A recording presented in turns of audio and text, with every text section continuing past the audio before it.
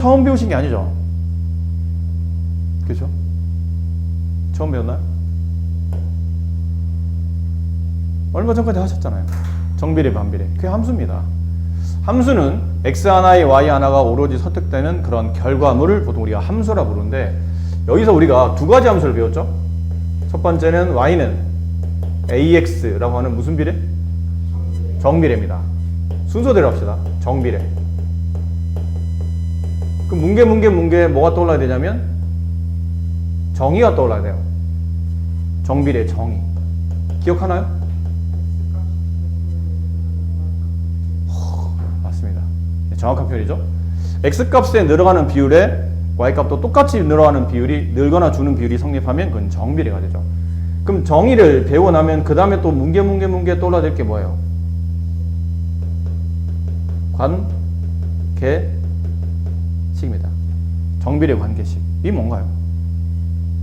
좀 전에 잠깐 썼는데 y는 그치, 숫자 곱하기 x, ax.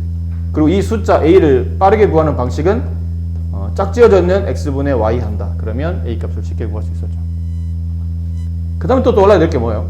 문제.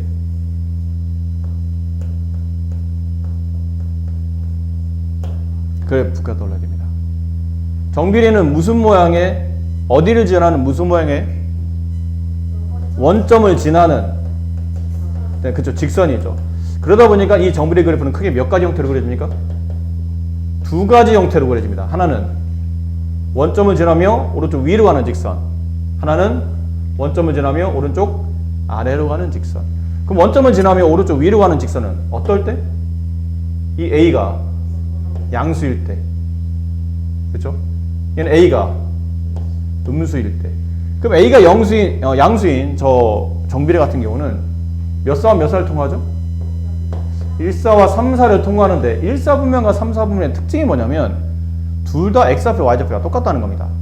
그렇죠? 얘는 둘 다 양, 3사분면은 둘 다 그러다 보니까 그래프가 오른쪽 위로 갑니다. 이게 중요한 표현이죠.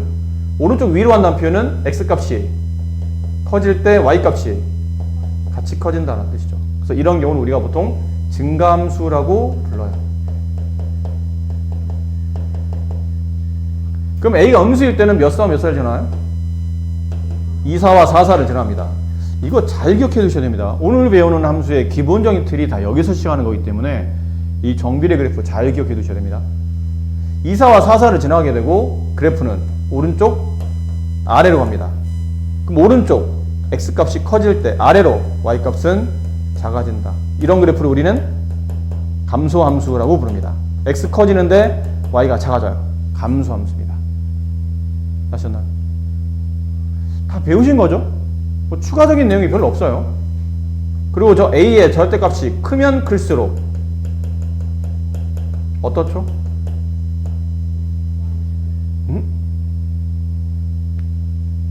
a의 절대값이 크면 클수록 y축에 가깝다. 그렇죠? y축에 가깝다. 그래서 세워진다 뜻입니다. 그래프가 이렇게 y축 쪽으로 세워진다. 이런 것들을 우리가 알고 있죠. 그렇죠? 그리고 무슨 비례를 배워요?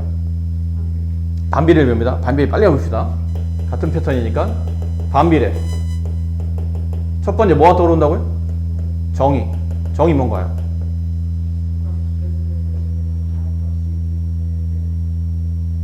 역수배. 그렇죠? x값이 늘어나는 거에 역수배로 넣는 게 반비례입니다. 그 다음 관계식은 y는 x분의 a가 되고 이 a를 빠르게 구하는 방식은 x 곱하기 y 한다. 그러면 빠르게 구할 수 있다. 뭐 이런 것들 많이 풀잖아요. 반비례 그래프 이렇게 그려져 있는데 여기에 뭐 3,4가 있어요. 여기 있는 점에 x좌표가 마이너스 6일 때 여기 y좌표 얼마입니까? 라고 물어보면 얘네들이 곱한 건 12? 그럼 얘네들이 곱한 건 12가 돼야 되기 때문에 이 점의 좌표는 마이너스 2가 된다. 이렇게 좀 빠르게 정리할 수 있는 문제였죠. 그리고 이제 관계식을 배우고 나면 그 다음 이제 그래프를 배우죠. 그래프 모양 어떻게 생겼나요? 원점을 지나지 않는 쌍곡선이죠. 원점을 지나지 않는 곡선이 쌍으로 그려지기 때문에 쌍곡선이 됩니다. 이거는 고3 되면 다시 배웁니다. 쌍곡선. 물론 고1 때 유리함수 할 때도 배우긴 하는데 완벽하게 정의를 입각해서 배우는 쌍곡선은 고등학교 3학년 교과 물론 2학년 학교 따라서 2학년 때 배우는 학교도 있는데 보통 2, 3학년 때 저 내용을 다시 배우게 됩니다. 원점을 지나지 않는 쌍곡선인데 이제 그래프 모양이 크게 이제 두 가지 돼도 이렇게 이쪽을 지나면서 대칭관계로 그려지는 그래프, 그 다음에 이쪽을 지나면서 이렇게 대칭관계로 그려지는 그래프, 두 가지 케이스가 있는데 이쪽 거는 어떤 경우가 이렇죠? 1, 4와 3, 4를 지날 때는 저 A 값이 마찬가지 양수일 때죠. A가 양수일 때. 그럼 그래프는 1, 4와 3, 4분면을 지나가는데 그래프가 오른쪽 어디로 가죠? 오른쪽 아래로 갑니다. 그럼 X가 증가할 때 Y가 감소한다는 뜻이죠. 그럼 A가 음수일 때는 2, 4와 4, 4분면을 지나며 이 그래프는 오른쪽 위로 갑니다. 오른쪽 손이 위로 올라가기 시작하죠. X가 커질 때 Y값은 같이 커집니다. 증가함수가 돼요. 그러니까 이 부분이 정비례와 약간 차이는 있긴 있는데 특징적으로 보면 이렇다는 뜻입니다. 그리고 A의 절대값이 크면 클수록 얘는 어떻죠? 원점에서 멀어집니다. 뭐 이런 표현이겠죠. y는 x분의 1의 그래프를 그리라면 뭐 이렇게 그려졌다 칩시다. y는 x분의 1의 그래프가 이렇게 그려졌어요. 그럼 y는 x분의 뭐 3의 그래프를 그리시오 그러면 이렇게 원점에서 멀어지는 형태의 그래프가 나온다는 얘기죠. y는 x분의 3. 절대값이 크면 클수록 지나는 4분면을 정의해 놓고 절대값이 크면 클수록 저렇게 원점에서 멀어지는 형태의 그래프가 만들어져요. 자, 이렇게 해서 여러분이 이제 두 개의 함수를 이제 배우셨는데 오늘 배울 함수는 물론 첫 번째 단어는 이거죠. 함수가 뭐냐고 묻는 겁니다. 그럼 x값에 대응되는 y값을 하나로 구해지는 이런 관계를 우리가 보통 함수라 말하며 여기 표현이 중요합니다. y는 x의 함수라 표현하고 보통은 이렇게 쓴다라는 거죠. y는 fx라고 쓴다. 아셨나요? y는 fx. 그러니까 그건 y와 fx는 상황에 따라 서로 바꿔 쓸 수 있다는 뜻이죠. 어떨 때는 뭐 이런 것들 y는 3x 무슨 비례냐면 정비례였죠. 이걸 이렇게 써도 되는데 이렇게 써도 된다는 뜻이에요. y 대신 fx를 쓰고 이렇게 써도 된다는 뜻이죠. 나름의 장단점이 있는데 위에 있는 식의 장단점은 보통 앞으로는 일반적인 함수식 쓸 때는 이렇게 씁니다. 일반적인 함수식. 그래서 보통 이 함수식을 가지고 우리가 그래프를 그려드릴 때 있죠. 그때는 보통 xy의 관계를 가지고 점을 찍고 순수성을 만들어야 되기 때문에 보통은 이렇게 많이 접근을 하고 밑에 있는 경우는 함수 값을 구할 때 x에 얼마를 집어넣었더니 y가 얼마가 나옵니까? 뭐 함수 값이 얼마입니까? 이렇게 함수 값을 규정하고 싶을 때는 보통 밑에 식을 많이 씁니다. 이 fx라는 표현 자체가 x에 어떤 수를 집어넣어서 나온 함수값이라는 수학적 기구거든요. 그래서 함수값을 규정할 때 보통 y보다는 fx를 좀 더 많이 쓰는 표현이긴 해요. 그러니까 함수값 fx는 y값 다 같은 말입니다. 네, 함수값인 동시에 y값 그런 의미를 가지고 있다라는 거죠. 그래서 뭐 예를 들면 이런 표현도 그래요. y는 3x라는 정비례가 x에다 1을 집어넣으면 y가 3이 나오죠. 그치? 이렇게 나오죠. 그럼 이걸 어떻게 표현할 수 있냐면 1,3이라는 점을 이 정비례가 지난다라고 표현할 수도 있죠. 근데 이거를 위에는 함수값처럼 표현하게 되면 이거 중요합니다. 이거를 다르게 함수값으로 표현하게 되면 함수 f에다가 이 f는 함수의 줄임말이에요. 영어 펑션의 줄임말인데 함수 f에다가 3을 집어넣으면 그때 함수값이 함수 f에다가 x에 1을 대입하게 되면 그때 함수값은 3이 나온다 이런 표현이에요. 그래서 얘랑 얘가 실제로 다 같은 표현입니다. 같은 의미예요. 말을 잘못했죠? 같은 의미예요. 표현이 다를 뿐이지 같은 의미입니다. 아셨나요? 그래서 이 말을 알아들으셔야 돼요. f 네모는 세모입니다. 이게 뭘 뜻하는 거죠? 이건 뭘 뜻하는 거예요? x값에 네모 집어넣으면 y값이 세모에 짝지어진다 라는 표현입니다. 아시겠죠? 네, 저런 표현은 좀 익숙해지셔야 됩니다.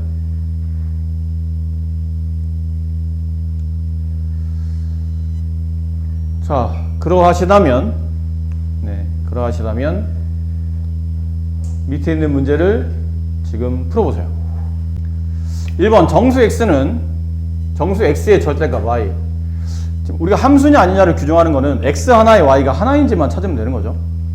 그러니까 x 하나의 답이 y값 한 개인지, 마이너스 2의 절대값 2, 마이너스 1의 절대값 1, 0의 절대값 0, 1의 절대값 1. 그럼 x 하나의 y 하나 맞나요? 네, 맞네요. x 하나의 y 하나, x 하나 y 하나, x 하나 y 하나.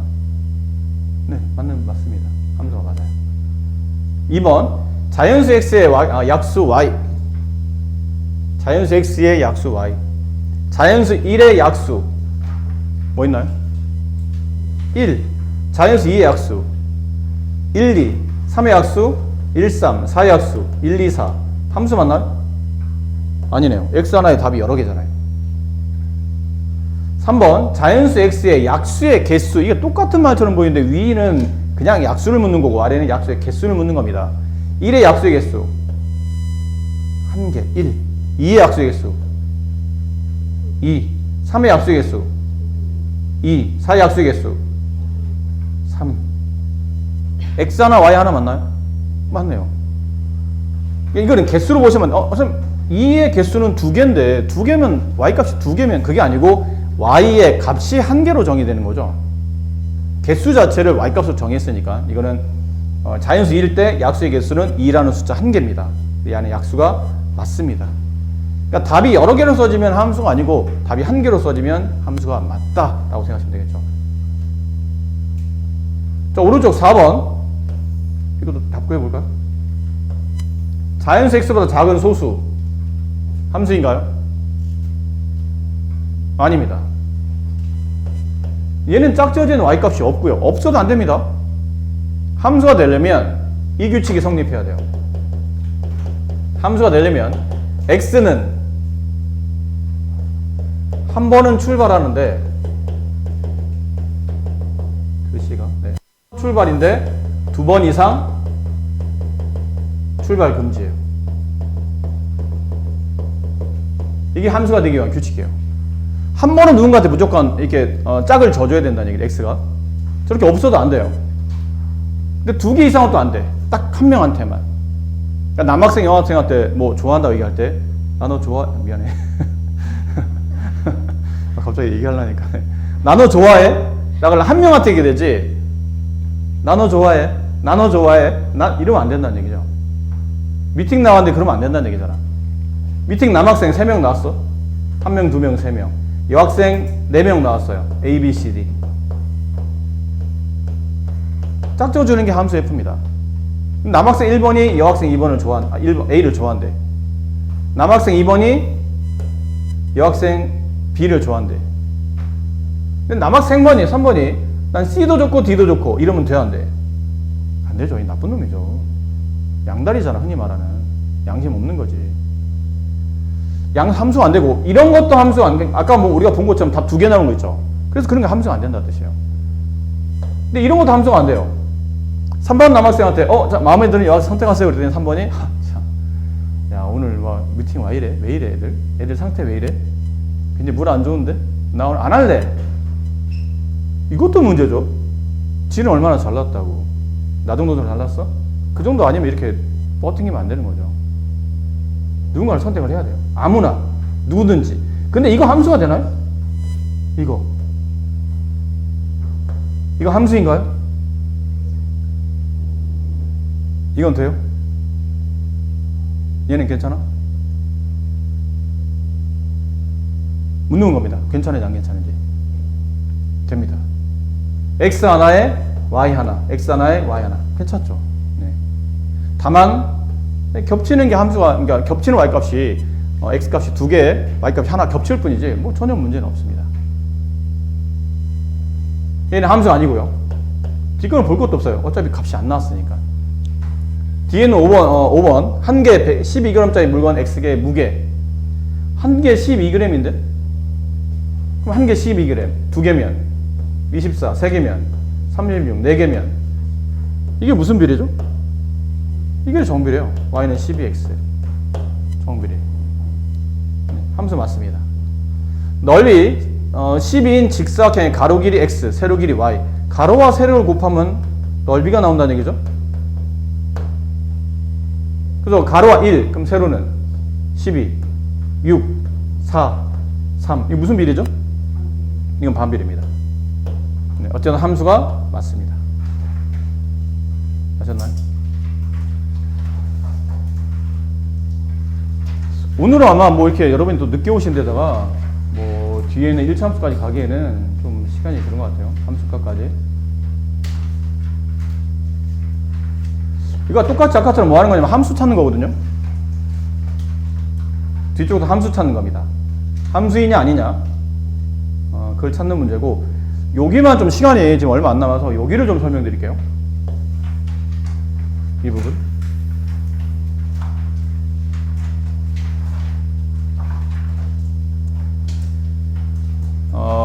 자, 쭉 한번 봅시다. y가 x의 함수인 것을 보통 이렇게 y가 x의 함수입니다 할 때 이런 기호를 쓴다 라는 표현이고, 그 다음에 y는 x는 네, 뭐 이거는 중요하지, 이거는 뭐 중요한 내용은 아닌 것 같아요. 네. 만약에 y 값이 x이면 fx는 x로 나타낸다는 표현인데 뭐 그렇게 중요한 것 같지는 않고, 밑에 값에 y는 fx에서 x 값이 따라 y 값이 하나로 결정된다. 그 y 값을 보통 우리는 fx라고 쓴다. 여기 나온 것처럼 x 값 2에 대응되는 함수 값을 f2라 말한다. 자, 이게 뭘 말하냐면 아까 잠깐 선생님이 표를 보여드렸죠. 아니, 그림을 보여드렸죠. 이 짝짓기 같은 거 있잖아. 남학생 미팅하러 나온 남학생, 미팅하러 나온 여학생. 보통 남학생 x, 여학생 y로 둡시다. 그 여기에 1, 여기에 2가 있어요. 여기에 뭐 a, 여기 b가 있죠. x에서 y로 하는 함수, x가 y를 선택하는 함수, 이런 경우 보통 f라고 표현하는데, 이때 만약에 여기는 1이 여기는 b를 선택했어요. 그럼 이거를 함수식으로 어떻게 표현하게 되냐면, 함수 f에다가 1, x값에 1을 대응시키면 그때 함수값이 b가 나온다라는 표현입니다. 쓸 수 있겠나요? 그럼 여기는 만약 2가 a를 선택해요. 그럼 이거 뭐라 써야 되죠? f2는 이렇게 되는 겁니다. 그래서 a 대신에 f2라고 써도 괜찮고 b 대신에 f1이라고 써도 괜찮다는 뜻이에요. 상황에 따라서는. 아셨죠? 자, 그럼 이런 문제 간단하게 좀 해볼까요?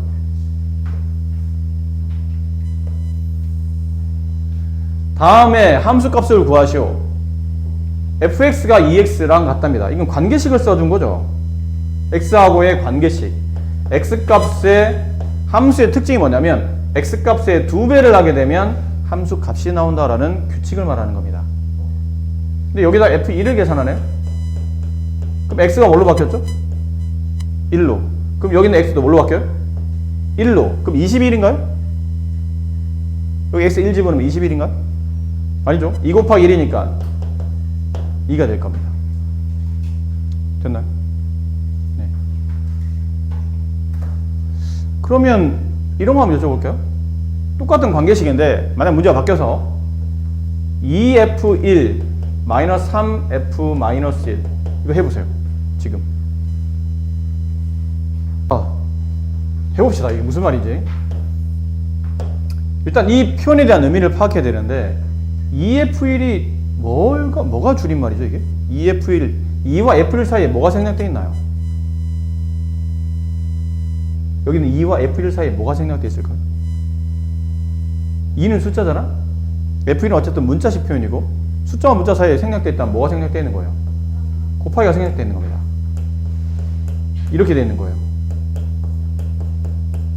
결론 f1과 f-1을 구한 다음에 2배, 3배 한 다음에 빼내라는 뜻이죠. 그럼 f1은 얼마인가요? 여기 x 대신에 1 집어넣으면 2가 나올 테고, f-1은 여기는 x 대신에 얘가 마이너스로 바뀌면 얘도 마이너스로 바뀌는 거니까 마이너스 2가 나오겠죠. 그러다 그냥 대입만 하시면 돼요. 그럼 2 곱하기 f1 2 마이너스 3 곱하기 f-1 마이너스 2. 정답은 4 플러스 6 12 정답이 됩니다. 어우, 예진이 굉장히 많이 놀라는군요. 기대를 안 했나 봐요. fx는 ax에 대해서 정비례식이죠. x가 3이, fx가 f3이 6일 때 f-3의 값을 구하시오. 정석적 풀이는 어떻게 푸냐면 이렇게 풀면 됩니다. x 대신에 3이 들어갔나요? 그럼 저기 x 대신에 3 대입하시면 됩니다. 그러면 3a가 되겠죠? 여기 3, 그럼 똑같은 x 얘도 3, 그럼 3a가 되겠네요. 근데 그 f3의 값이 6과 같으니까 만들어진 3a 값도 6과 같아져야 되겠죠? 이걸 3으로 나누시면 a 값이 2가 나옵니다. 그렇죠? 이게 첫 번째 식이에요. 그럼 두 번째, a 값 2를 원식에다 대입합니다. 원식이면 제일 위에 있는 얘를 말하는 거겠죠. fx는 a 대신에 2를 집어넣으면 2x가 돼요. 거기다 이제 뭘 대입한 거죠? 마이너스 3을 대입했다는 뜻이죠. x 대신에 마이너스 3을 대입합니다. 2하고 x 사이에 곱하기 생략되어 있으니까 마이너스 3 집어넣으면 정답 마이너스 6 이렇게 처리가 되겠네요. 이게 제일 좋은 풀입니다. 근데 여러분이 정비례를 배웠으니까 저 식을 보면 fx는 ax를 보는 순간 이게 정비례인 걸 눈치를 채야 돼요. 이거 정비례구나. 배운 걸 써먹는다면 그렇다는 얘기죠. 그리고 f3의 값이 6일 때 f-3의 값을 구하란 뜻은 이 말이 그 뜻이잖아요. x가 3이면 y가 6이 됩니다 라는 뜻인데 정비례에서는 x분의 y 하면 항상 일정한 숫자가 나와야 되죠. 그럼 여기 x분의 y 3분의 6 하나, 여기 x분의 마이너스 3분의 이게 얼마인지 모르니까 네모라고 합시다. 네모 하나, 답은 똑같아야 되겠네요. 분수식이 서로 같다면 이렇게 대각선끼리 곱한 값도 서로 같죠. 그럼 3 곱하기 네모의 값이 6 곱하기 마이너스 3과 같으므로 3 곱하기 네모는 마이너스 18, 따라서 네모는 마이너스 6이 된다. 이렇게 푸셔도 됩니다. 배운 걸 이용해 본다면, 정비례를 이용해 봤다면 이런 것도 가능하다는 뜻이죠. 사실 정비례의 식을 알았다면 이건 뭐 거의 암산에 가까운 문제라 보셔도 무방합니다. 암산에 가까운 문제예요. 이거 x분의 y 3분의 6, 2. 그럼 얘도 똑같은 y 값이 있다면 마이너스 3분의 y에서 똑같은 2가 나와야 되니까 y는 마이너스 6이 있구나 라고 이렇게 미루어 짐작할 수 있는데 솔직히 말씀드리면 선생님은 이 풀이를 강추합니다. 강추가 뭐라고요? 강한 수학은 절대 이 풀이를 추천합니다.